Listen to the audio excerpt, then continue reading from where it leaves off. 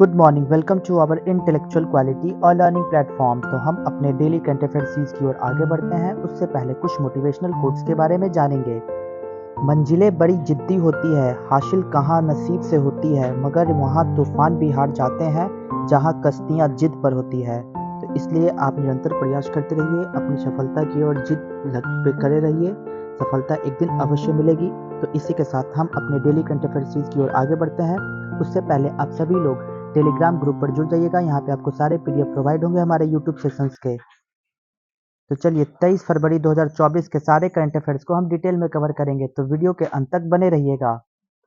Question number 1, हाल ही में भारत की सबसे लंबी परिवहन सुरंग T50 कहाँ शुरू हुई है?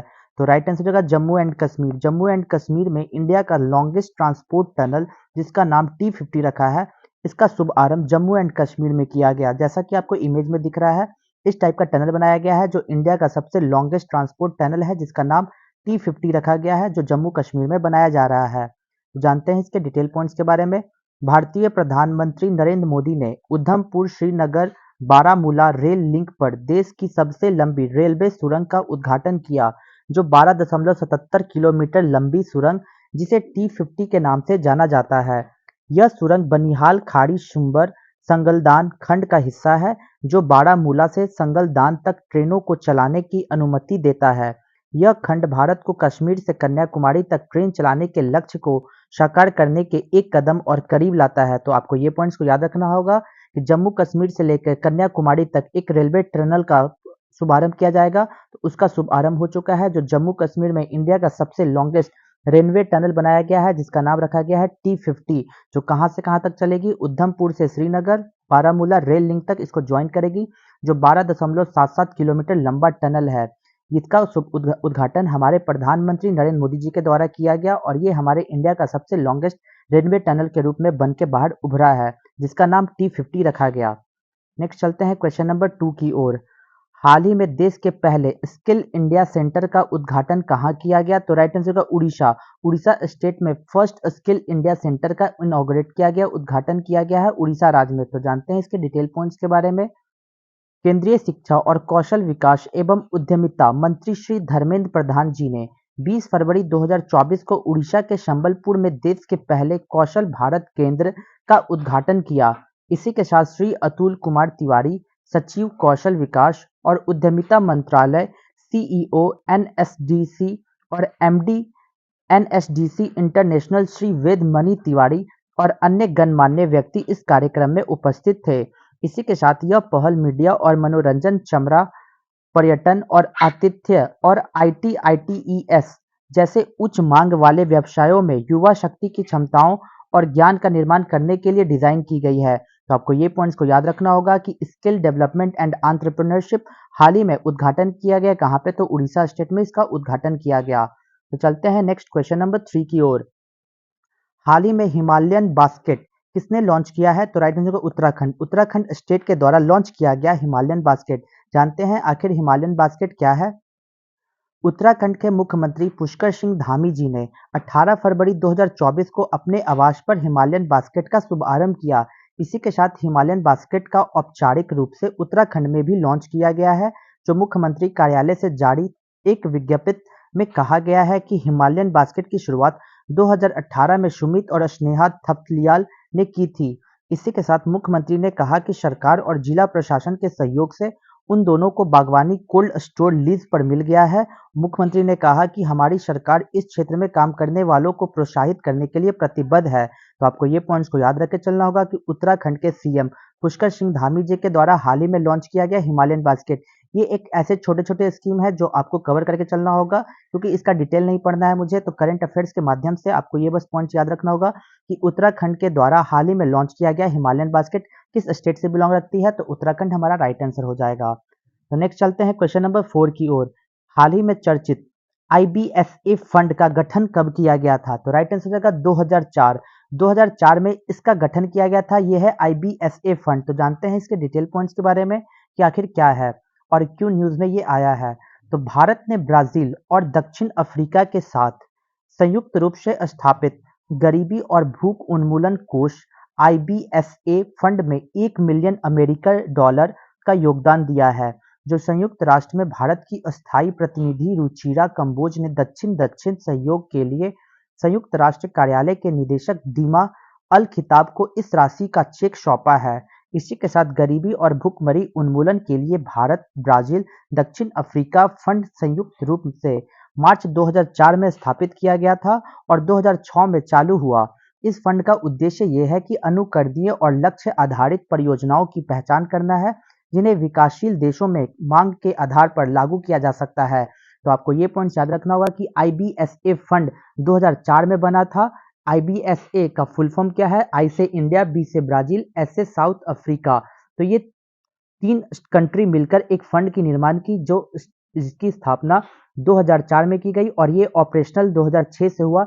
इसका उद्देश्य ये है कि वैसे चीज़ों पर जोर दिया जाएगा जो गरीबी और भुखमरी से जूझ रहे हैं, उसको सहायता प्रदान की जाएगी इस फंड के द्वारा। तो आपको ये पॉइंट्स याद रख के चलना होगा कि आईबीएसए एक फंड है जो 2004 में इसका स्थापना हुआ था। नेक्स्ट क्वेश्चन नंबर 5 की ओर। हाल ही में अंतर्राष्ट्रीय मातृभाषा दिवस 2024 कब मनाया गया? तो राइट आंसर होगा 21 फरवरी। 21 फरवरी को इंटरनेशनल मदर लैंग्वेज डे 2024 के रूप में हम लोग सेलिब्रेट करते हैं। तो जानते हैं इसके थीम्स और इसके इतिहास के बारे में। 21 फरवरी को विश्व स्तर पर अंतर्राष्ट्रीय मातृभाषा दिवस के रूप में मनाया जाता है।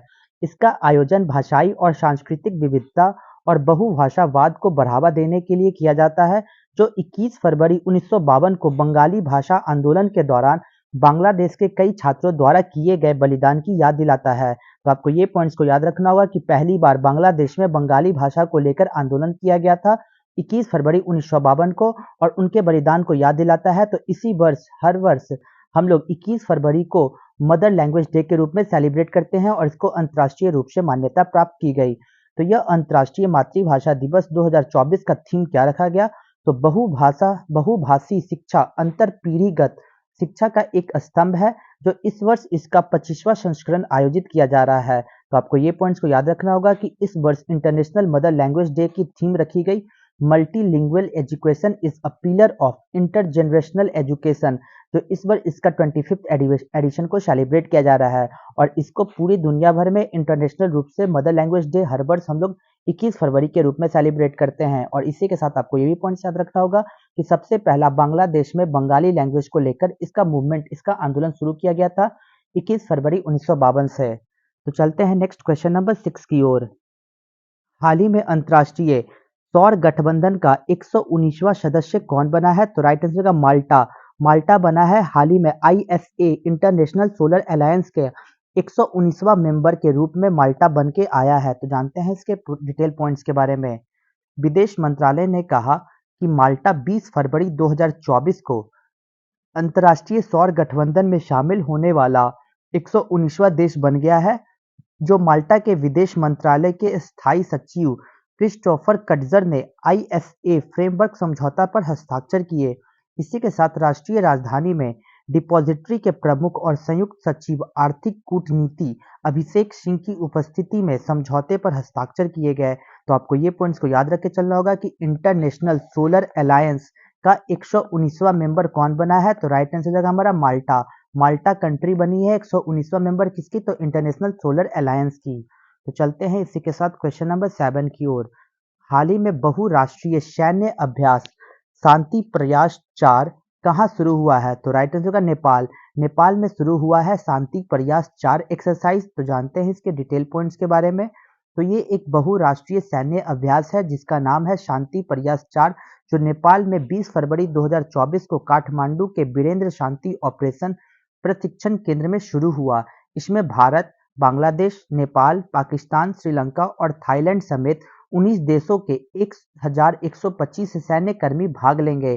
तो जानते हैं नेवल एक्सरसाइज मिलन 2024 इसका क्या मतलब है? तो देखिए, रक्षा मंत्री राजनाथ सिंह ने 21 फरवरी 2024 को आंध्र प्रदेश के विशाखापत्तनम में नौसेना अभ्यास मिलन 2024 के 12वें संस्करण का आधिकारिक उद्घाटन किया, जो श्री राजनाथ सिंह ने पूर्वी नौसेना कमान में स्थित मिलन गांव का भी उद्घाटन किया। तो आपको ये दोनों पॉइंट्स को याद रख के चलना होगा कि मल्टीनेशनल मिलिट्री एक्सरसाइज शांति प्रयास 4 कहाँ पे आयोजन किया गया? जो नेपाल में आयोजन किया गया था 20 फरवरी 2024 को, और इसी के साथ 19 कंट्री इसमें पार्टिसिपेट किए हैं, जिसमें हमारा इंडिया, बांग्लादेश, नेपाल और पाकिस्तान और श्रीलंका और थाईलैंड जैसे कंट्री भी इसमें पार्टिसिपेट किए हैं। तो चलते हैं डेली करंट अफेयर्स की लास्ट क्वेश्चन नंबर 8 की ओर। हाल ही में पुडुचेरी और तमिलनाडु ने रोडामाइन बी की उपस्थिति के कारण किस पर प्रतिबंध लगा दिया है? तो राइट आंसर हो जाएगा कॉटन कैंडी। कॉटन कैंडी पर बैन लगाया गया है पुडुचेरी और तमिलनाडु के द्वारा। तमिलनाडु गवर्नमेंट के द्वारा बैन किया गया है कॉटन कैंडी, क्योंकि इसमें प्रेजेंस पाया गया है रोडामिन बी। तो जानते हैं आखिर रोडामिन बी क्या है? उससे पहले आप लोग ये जान जाइए कि कॉटन कैंडी क्या होता है। तो फिगर के माध्यम से आपको ये रिप्रेजेंट हो रहे हैं कि जिस तरीके से हम लोग मिठाई की यानी चीनी की बनी हुई इस टाइप की मिठाई को आपने देखा होगा, कॉटन कैंडी से कहते हैं। इसको हाल ही में बैन किया गया है क्योंकि इसमें रोडामिन बी पाया गया है। तो पुडुचेरी और तमिलनाडु गवर्नमेंट के द्वारा इसे कॉटन कैंडी को बैन किया गया। जानते हैं इसके डिटेल पॉइंट्स के बारे में। अधिकांश बच्चों की पसंदीदा रंग बिरंगी मुंह में घुल जाने वाली कॉटन कैंडी पर पुडुचेरी और तमिलनाडु सरकार ने प्रतिबंध लगा दिया। इसी के साथ अमेरिकी सरकार द्वारा संचालित national library of medicine website पर साझा किए गए आंकड़ों के अनुसार रोडामाइन बी के सेवन से ऑक्सीडेटिव तनाव, चोट, सेल एपोटोसिस और ब्रेन स्टेम में वृद्धि हो सकती है। भोजन के साथ मिश्रित होने पर पदार्थ अक्सर शरीर में प्रवेश करता है। इसी के साथ कॉटन कैंडी के नमूनों में रोडामाइन बी नामक जहरीला पदार्थ पाया जाता है, जो उन्होंने लोगों से बच्चों को रंग मिश्रित खाद्य पदार्थ न देने का भी आग्रह किया। रोडामाइन बी, जिसे सीआई फूड रेड 15 भी कहा जाता है, के संपर्क से आने में सिर दर्द, मतली और उल्टी हो सकती है। तो आपको ये पॉइंट याद रखना होगा कि रोडामाइन बी एक ऐसी बीमारी है जिसके संपर्क में आने से आपको सिर दर्द होगी, मतली होगी और उल्टी जैसी बीमारियां उत्पन्न होकर बाहर निकलेगी। तो ये हाल ही में कॉटन कैंडी में पाया गया रोडामिन बी, जो बहुत ही घातक है, जो बहुत ही पॉइजनस तरह का बिहेवियर को शो करता है।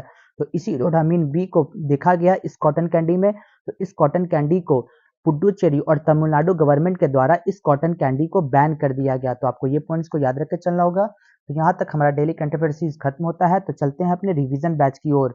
22 फरवरी 2024 के सारे करंट अफेयर्स को रिवीजन मोड में कवर करेंगे। क्वेश्चन नंबर 1, विश्व का सबसे ऊंचा रेलवे पुल चेनाब रिवर पर बनाया गया। क्वेश्चन नंबर 2, हाल ही में सुप्रीम कोर्ट ने किस अनुच्छेद के तहत चुनावी बॉन्ड, जिसे इलेक्टोरल बॉन्ड कहते हैं, इस योजना को असंवैधानिक घोषित किया है? तो आर्टिकल 19(1)(a) का उल्लंघन करते हुए इस इलेक्टोरल बॉन्ड को बैन कर दिया गया। क्वेश्चन नंबर 3, हाल ही में आशा किरण योजना किसने शुरू की? तो कर्नाटका गवर्नमेंट के द्वारा आशा किरण स्कीम को लॉन्च किया गया। क्वेश्चन नंबर 4, हाल ही में 100 क्यूब स्टार्टअप पहल आईआईटी भुवनेश्वर के द्वारा शुरू की गई। क्वेश्चन नंबर 5, हाल ही में विश्व सामाजिक न्याय दिवस 2024 20 फरवरी को हर वर्ष सेलिब्रेट किया जाता है। क्वेश्चन नंबर 6, हाल ही में मेढकों पर मशरूम उगने की दुर्लभ घटना वेस्टर्न घाट में देखी गई। क्वेश्चन नंबर 7, हाल ही में 50वां खजुराहो नृत्य महोत्सव मध्य प्रदेश में शुरू किया गया। क्वेश्चन नंबर 8, भारत सरकार ने हाल ही में भारतीय आवास परियोजना के चौथे चरण का औपचारिक रूप से श्रीलंका में शुभारंभ किया गया। तो चलते हैं क्वेश्चंस ऑफ द डे में। तो आज का हमारा क्वेश्चन क्या है? Pungcholom is a folk dance of which state? Pungcholom किस राज्य का लोक नृत्य है? Option A Manipur, option B Kerala, option C Uttar Pradesh या option D none of these. आपको आंसर कमेंट बॉक्स में देना होगा। तो यहाँ तक वीडियो को देखने के लिए thank you so much guys. Video को ज़्यादा से ज़्यादा हो सके तो लाइक, शेयर और सब्सक्राइब करें ताकि और भी कंटेंट आपके पास पहुँच जाए। जय हिंद, जय भारत दोस्तों।